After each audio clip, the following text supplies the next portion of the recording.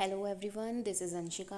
आज की वीडियो में हम हमारे फाइलम सीलियोफोरा के फर्स्ट ऑर्गेनिज्म पैरामीशियम के बारे में पढ़ेंगे, जो कि हमारे सिलेबस में है। तो स्टार्ट करते हैं इसके क्लासिफिकेशन से। तो किंगडम प्रोटिस्टा है इसका, phylum Ciliophora, class सीलिएटा, order पेनिक्यूलिडा, family पैरामीसिडी और जीनस है पैरामीशियम, जिसके बारे में हमें पढ़ना है। तो paramecium is a group of unicellular ciliate protozoa which are commonly studied as a representative of the Ciliata group and range from about 50 to 350 μm in length। हाँ, तो इसमें ये बताया गया है कि पैरामीशियम जो हैं वो प्रोटोजोआ के सीलिएटा ग्रुप के यूनिसेल्युलर ऑर्गेनिजम्स होते हैं। यानी कि यहाँ से इनका एक जनरल कैरेक्टर निकला कि ये यूनिसेल्युलर होते हैं, जो कि सीलिएटा ग्रुप में पढ़ने वाले कॉमन कैरेक्टर्स और कॉमन ऑर्गेनिजम्स हैं। इनकी जो रेंज होती है वो 50 से 350 μm इन लेंथ होती है। Simple cilia cover the body, which allow the cell to move with a synchronous motion at speeds of approximately 2700 μm per second, 12 body lengths per second। इसका मतलब है कि सीलिया की जो बॉडी होती है वो सिंपली कवर होती है, जो कि सेल को सिंक्रोनस मोशन में मूव कराते हैं, और उनके मूव करने की यानी कि मोशन करने की जो स्पीड होती है वो 12 बॉडी लेंथ पर सेकंड होती है, मीन्स 2700 μm पर सेकंड। ये है इनकी मोशन की स्पीड। अब बात करते हैं, ये पैरामीशियम का डायग्राम है जिसका स्पीशीज़ है कॉडेटम, पैरामीशियम कॉडेटम। तो ये जनरल सा डायग्राम है पैरामीशियम का, जिसमें इसकी सारी चीज़ों को बताया गया है। ये जो हेयर लाइक स्ट्रक्चर या फिर थ्रेड लाइक हम कह सकते हैं, जो स्ट्रक्चर दिख रही है, इसको सीलिया बोला गया है। और फिर जो इसकी सीलिया के बाद में जो एक आउटर लेयर है उसको प्लाज्मा मेम्ब्रेन, और इनर जो लेयर है वो है एंडोप्लाज्म। उसके बाद यहाँ पे माइक्रो न्यूक्लियस दिखाया गया है, ओरल ग्रूव दिखाया गया है, सेल माउथ, यहाँ इनका माउथ है जिसे सेल माउथ कहा गया है, साइटोफेरिंक्स और फूड वैक्यूल जहाँ से फूड इनटेक होता है, एनल पोर मतलब लास्ट पोर होता है इनकी बॉडी का, और एक्टोप्लाज्म लेयर जो कि प्लाज्मा मेम्ब्रेन के बाद वाली लेयर है, कॉन्ट्रैक्टाइल वैक्यूल यानी वो वैक्यूल कॉन्ट्रैक्शन का काम करती है, कॉन्ट्रैक्टाइल कैनाल, फूड वैक्यूल, ठीक है, और मैक्रो न्यूक्लियस इनमें प्रेजेंट है, कॉन्ट्रैक्टाइल वैक्यूल लास्ट में भी प्रेजेंट है, ट्राइकोसिस्ट भी पाई जाती है। उसके बाद है सेक्सुअल रिप्रोडक्शन और कॉन्जुगेशन। तो जो इनमें दो टाइप का न्यूक्लियस पाया जाता है। यहाँ देखिए, रिप्रोडक्शन असेक्सुअल एंड सेक्सुअल। तो यहाँ पे दोनों टाइप का रिप्रोडक्शन पैरामीशियम में देखने को मिलता है। तो सबसे पहले बात करते हैं हम सेक्सुअल रिप्रोडक्शन की, जो बाय कॉन्जुगेशन होता है। कॉन्जुगेशन यानी संलयन, यानी कि इनके जैसे यहाँ पे पढ़ते हैं क्या है। During conjugation two paramecium attach to each other, losing some of their cilia in the process. इस प्रोसेस में दो पैरामीशियम एक दूसरे से अटैच हो जाते हैं और अपने कुछ सीलिया जो ये जो थ्रेड लाइक स्ट्रक्चर है इनको लॉस कर देते हैं। मतलब कुछ सीलिया जो हैं वो इनकी बॉडी से अलग हो जाती हैं और ये दो पैरामीशियम आपस में चिपक जाते हैं। नेक्स्ट पॉइंट है, conjugation is used to trade genetic information between two paramecium. कॉन्जुगेशन जो है वो दो पैरामीशियम के बीच में जेनेटिक इंफॉर्मेशन को ट्रेड करने या ट्रांसफ़र करने का काम करती है। After conjugation each ciliate partner has acquired new genetic material.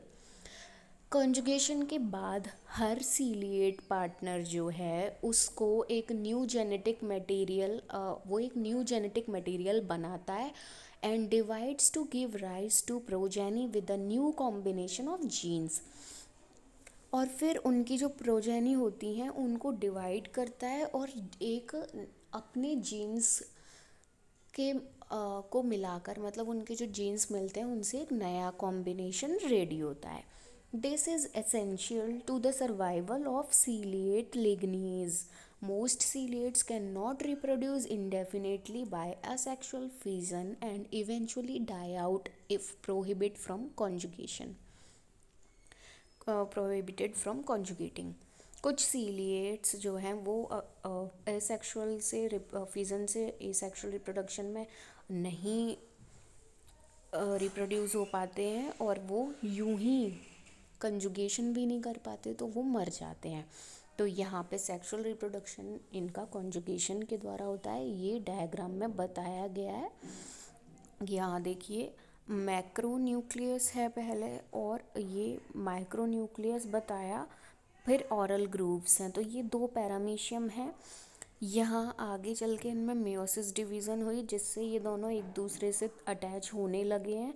फिर इनके बीच के कुछ सीलिया हट जाते हैं और फिर ये डिसइंटीग्रेशन ऑफ न्यूक्लियाई का डिसइंटीग्रेशन हो जाता है।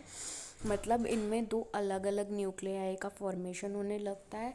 अगेन मेयोसिस डिवीज़न होने के बाद न्यूक्लियाई स्वैप्ड हो जाते हैं।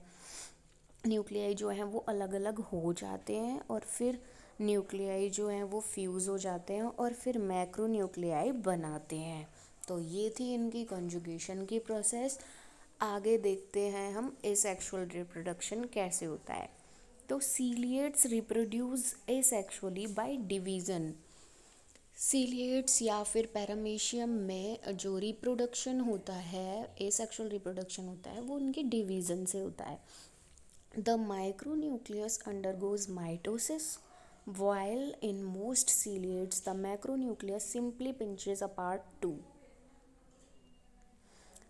मतलब कि माइक्रोन्यूक्लियस जो हैं वो पहले तो माइटोसिस डिवीज़न करते हैं और कुछ सीलिएट्स में मैक्रोन्यूक्लियस जो हैं वो simply pinches apart into two.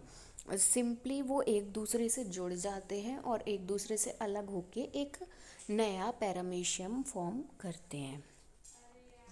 तो ये था हमारे इसमें रिप्रोडक्शन की प्रोसेस। इसके यहाँ देखिए बताया गया है छोटा सा एक साइकिल। तो asexual reproduction by transverse binary fission और सेक्सुअल बाय कॉन्जुगेशन। उसके बाद फीडिंग के बारे में पढ़ते हैं। Paramecium can take in food only at the cytostome. Paramecium जो हैं वो अपना फूड साइटोस्टोम नाम की एक उनमें फंक्शन पाया जाता है, वहाँ लेते हैं। The cilia in the oral groove create a current of water which wafts the food organism up to the cytostome। जो सीलिया होते हैं उनमें एक ओरल ग्रूव पाई जाती है जो कि वाटर में करंट क्रिएट करती है जिसकी वजह से फूड जो है वो waft the food organism up to the cytostome where they are ingested in a food vacuole। Organism फिर वहाँ पहुँच जाता है फूड लेने के लिए जहाँ उनकी फूड वैक्यूल में फूड इंजेस्ट हुआ होता है। The food vacuole then follows a specific route through the cytoplasm। फिर जो फूड वैक्यूल होती है वो इनकी साइटोप्लाज्म के थ्रू एक स्पेसिफिक रूट फॉलो करती है। On its travels enzymes are secreted into the vacuole and the food is digested. और इसके ट्रैवल करने से कुछ एंजाइम्स इनकी बॉडी में सिक्रीट होते हैं, इनकी वैक्यूल में सिक्रीट होते हैं और फिर जो वो वैक्यूल में जो फूड होता है वो डाइजेस्ट हो जाता है। The digested substance are then absorbed into the cytoplasm। ये जो डाइजेस्टेड सब्सटेंसेस होते हैं वो उस सारी प्रोसेस होने के बाद में इनके साइटोप्लाज्म में एब्जॉर्ब हो जाते हैं, एब्जॉर्ब कर लिए जाते हैं। तो इनकी जो प्रोसेस होती है वो सिस्टोसोम से स्टार्ट होती है और फिर ओरल ग्रूव एक करंट फ्लो करते वाटर में करंट क्रिएट करती है। उसकी वजह से फूड जो है ऑर्गेनिज्म फूड ऑर्गेनिजम्स के पास आता है और वो उनकी फूड वैक्यूल उसको इनटेक करती है, इंजेस्ट करती है। उसके बाद फूड वैक्यूल एक स्पेशल रूट फॉलो करती है थ्रू द साइटोप्लाज्म और फिर उसके ट्रेवल से एंजाइम्स सिक्रीट होते हैं उनकी वैक्यूल में, जिसकी वजह से पैरामीशियम में जो फूड है वो वैक्यूल में डाइजेस्ट हो जाता है और सारी प्रोसेस होने के बाद में साइटोप्लाज्म में वो सारी चीज़ें जो सारा फूड है वो एब्जॉर्ब कर लिया जाता है।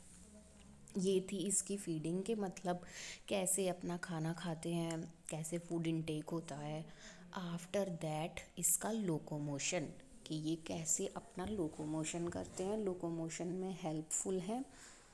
तो locomotion in paramecium takes place through cilia यानी कि वो जो थ्रेड लाइक स्ट्रक्चर है उसी के कारण ये लोकोमोशन कर पाते हैं, यानी कि सीलिया इनका मेन फंक्शन है for the locomotion. When paramecium has to move forward, then cilia moves in the backward direction. अगर पैरामीशियम आगे की तरफ चल रहा है, आगे की तरफ मूव कर रहा है, फॉरवर्ड डायरेक्शन में मूव कर रहा है, तो उनके जो सीलिया होंगे वो उसकी अपोजिट डायरेक्शन में मूव करेंगे। इट मीन्स वो मूव करेंगे बैकवर्ड डायरेक्शन में। This shows that paramecium swims in water through cilia. इस वजह से हमें पता चलता है कि पैरामीशियम जो है वो सीलिया की वजह से, सीलिया के थ्रू ही वाटर में स्विम कर पाते हैं। when the paramecium has to move backward when the paramecium has to move backward, then cilia beat forward on an angle. जब पैरामीशियम बैकवर्ड डायरेक्शन में मूव करता है तो सीलिया फॉरवर्ड डायरेक्शन में होंगे, क्योंकि मैंने अभी बताया कि यहाँ पर जो सीलिया होते हैं वो अपोजिट डायरेक्शन में मूव करते हैं। अगर पैरामीशियम आगे जाएगा तो सीलिया पीछे होंगे, और अगर पैरामीशियम पीछे की तरफ चलेगा तो सीलिया आगे की तरफ मूव करेंगे। ओके, तो therefore when the cilia beats forward and backward, then locomotion in paramecium takes place. इसका मतलब कि जब सीलिया आगे या पीछे, फॉरवर्ड या बैकवर्ड डायरेक्शन में जाते हैं तब उनमें लोकोमोशन की प्रोसेस होती है। Moreover locomotion in paramecium is known as ciliary motion. ये क्योंकि इनमें मोशन सीलिया के द्वारा होता है, इस वजह से इस मोशन को सीलियरी मोशन नाम दिया गया, यानी कि पैरामीशियम में कैसा मोशन पाया जाता है, सीलियरी मोशन। उसके बाद during movements cilia beat vigorously and rapidly and they recover slowly. मतलब कि मूवमेंट्स के टाइम सीलिया जो है वो विगरसली और रैपिडली चलता है एंड दे रिकवर स्लोली, और वो जल्दी रिकवर हो जाता है, यानी इफ़ेक्टिव स्ट्रोक या रिकवरी स्ट्रोक। पहले उनमें अगर इफ़ेक्टिव स्ट्रोक होता है तो वो जल्दी ही रिकवर कर लेते हैं अपनी बॉडी को। तो मूवमेंट ऑफ सीलियम, यहाँ पे कुछ डायग्राम समझाया गया है, इसमें सीलिया का मोशन बताया गया है, बट हमें ज़्यादा एक्स्ट्रा में कुछ पढ़ने की ज़रूरत नहीं है, हम इतना भी करेंगे तो सफिशेंट है। लोकोमोशन हो गया, फीडिंग हो गई, रिप्रोडक्शन के बारे में पढ़ लिया हमने, उसके कुछ जनरल कैरेक्टर्स भी देखे और क्लासिफिकेशन भी देखा। अब हम देखते हैं इसकी मॉर्फोलॉजी। मॉर्फोलॉजी मतलब आकार की, मतलब कि ये इनका साइज़ कैसा होता है, क्या क्या करते हैं, क्या क्या इनकी जो स्ट्रक्चर है वो है। तो trichocyst are the defense of the paramecium, a harpoon-like structure that release a toxin to kill or paralyze other microorganism. Trichocyst जो है वो पैरामीशियम का डिफेंस पार्ट है, मतलब वो डिफेंस करता है, मतलब पैरामीशियम को सेव रखने के लिए बाकी ऑर्गेनिज्म से उनको बचाता है। अ हार्पून लाइक स्ट्रक्चर, ये एक हार्पून लाइक स्ट्रक्चर होती है दैट रिलीज ए टॉक्सिन। ये जो ट्राइकोसिस्ट है इसके द्वारा एक टॉक्सिन सिक्रीट किया जाता है, मतलब टॉक्सिन रिलीज़ किया जाता है जो कि अदर माइक्रो ऑर्गेनिजम्स को किल करने या पैरालाइज करने का काम करता है। यहाँ ट्राइकोसिस्ट की स्ट्रक्चर दी हुई है। Trichocyst attach to the inside of the cell membrane of a paramecium. Trichocyst जो होता है वो पैरामीशियम की सेल मेम्ब्रेन के अंदर की तरफ अटैच रहता है। तो ट्राइकोसिस्ट का बहुत बड़ा रोल है यहाँ पे, ये हमें याद रखना है, पूछा जाता है। उसके बाद है यहाँ पे कुछ और चीज़ें बताई गई हैं, जैसे pellicle, A membrane covering that protect the paramecium like skin. Pellicle एक स्पेसिफिक टर्म दी गई है उस मेम्ब्रेन को या फिर उस कवरिंग को या फिर उस आवरण को जो कि पैरामीशियम की बॉडी को या उसकी स्किन को प्रोटेक्ट करता है, यानी कि सुरक्षा प्रदान करता है। अनदर है cilia, hair like appendages that help the paramecium move food into the oral groove. Cilia जो है वो एक हेयर लाइक अपेंडेज है जो कि पैरामीशियम को मूव कराती है फूड लेने के लिए इनटू ओरल ग्रूव, ताकि पैरामीशियम अपना फूड ओरल ग्रूव में ले सके। उसके बाद है oral groove, collect and direct food into the cell mouth. Oral groove का वर्क होता है कि वो सेल को वो फूड को कलेक्ट करती है और फिर सेल माउथ में डायरेक्टली पहुंचा देती है। उसके बाद है cell mouth, opening for food. Food के लिए जो ओपनिंग प्लेस है उसे सेल माउथ बोला गया है, जहाँ से वो ओपन होके फूड अंदर जाता है। उसके बाद है anal pore, disposes of waste. Anal pore के थ्रू वेस्ट जो है वो एक्सक्रीट होता है, वेस्ट का डिस्पोज होता है। उसके बाद contractile vacuole contracts and forces extra water out of the cell. Contractile vacuole का मेन फंक्शन है कि अगर पैरामीशियम की बॉडी में एक्स्ट्रा वाटर आ गया तो उस एक्स्ट्रा वाटर को सेल से बाहर निकालने का काम होता है कॉन्ट्रैक्टाइल वैक्यूल का। वो एक्स्ट्रा वाटर को एब्जॉर्ब नहीं करती, एक्स्ट्रा वाटर बाहर निकाल देती है। उसके बाद है radiating canals, path to the contractile vacuole. Contractile vacuole को एक पाथ देता है रेडिएटिव कैनाल, उनको एक रास्ता प्रदान करता है जहाँ से कॉन्ट्रैक्टाइल वैक्यूल अपना वर्क स्टार्ट करती है। Cytoplasm, intercellular fluid needed to contain vital cell parts. Cytoplasm जो है वो एक इंटरसेल्युलर फ्लूइड है जिसको सेल पार्ट्स में वाइटल सेल पार्ट्स में रखने की ज़रूरत होती है। मतलब कि जो साइटोप्लाज्म है वो एक इंटरसेलुलर फ्लूइड है needed to contain vital cell parts, vital cell parts को कंटेन करने के लिए। उसके बाद यहाँ पे है trichocyst used for defence. Trichocyst को एज ए डिफेंस यूज़ किया जाता है, मैंने यहाँ पर भी बताया है, मतलब कि वो पैरामीशियम को प्रोटेक्ट करती है, उसको बचाती है और एक टॉक्सिन रिलीज़ करती है जिसके थ्रू अदर माइक्रो ऑर्गेनिजम्स या तो किल हो जाते हैं या फिर पैरालाइज हो जाते हैं। उसके बाद यहाँ पे gullet forms food vacuole. Gullet जो है वो फूड वैक्यूल का फॉर्मेशन करता है। फूड वैक्यूल जो है वो स्टोरेज पॉकेट फॉर फूड होता है, फूड के लिए एक स्टोरेज पैकेट होता है जो कि फूड को बचा के रखता है। Macronucleus, larger nucleus which perform normal cell function. इनमें जो नॉर्मल सेल फंक्शन होता है वो मैक्रोन्यूक्लियस परफॉर्म करता है, तो वो कोई ज़्यादा ख़ास चीज़ नहीं है, मतलब सभी में जो नॉर्मल सेल्स पाई जाती हैं तो इनमें वो नॉर्मल सेल का फंक्शन मैक्रोन्यूक्लियस करती हैं, तो इनमें मैक्रोन्यूक्लियस पाई जाती हैं।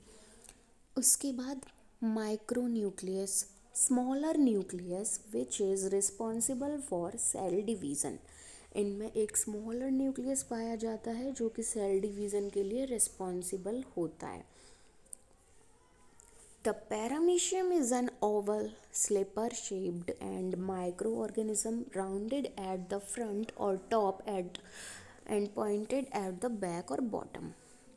पैरामीशियम जो है वो एक ओवल और स्लीपर शेप्ड का माइक्रो ऑर्गेनिज्म है, मतलब चप्पल जैसा, स्लीपर के जैसा लगता है।